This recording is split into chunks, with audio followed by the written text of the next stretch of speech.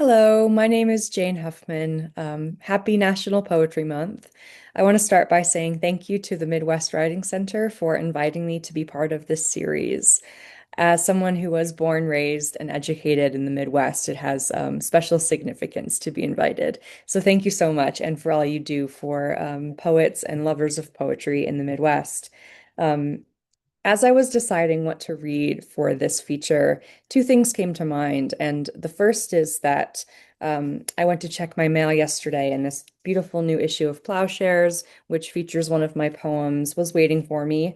And this is a very special issue and publication for me because the great poet Annie Finch is the guest editor for this issue.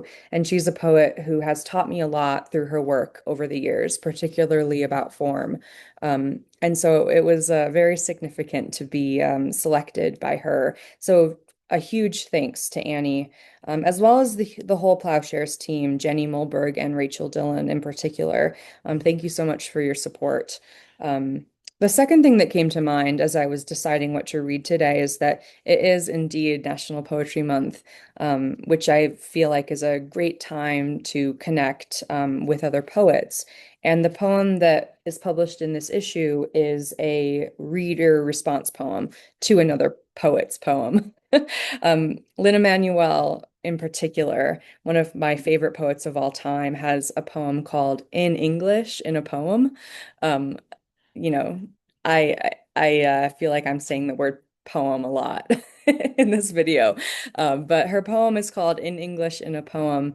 And the quote that has always stayed with me from that piece is, quote, Gertrude Stein said America was a space filled with moving, but I hate being moving.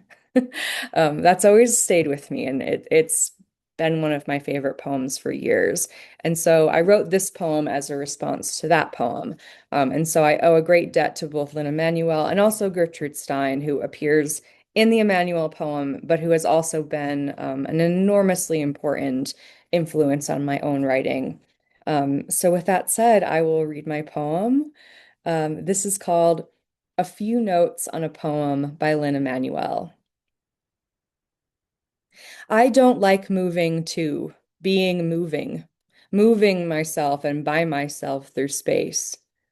It means permeating in a new way, measuring the day differently, carrying as if on my back, heavy as a dressing table, my own image, what I want to do when I get there, dealing with my things, what moves me and what doesn't, to action.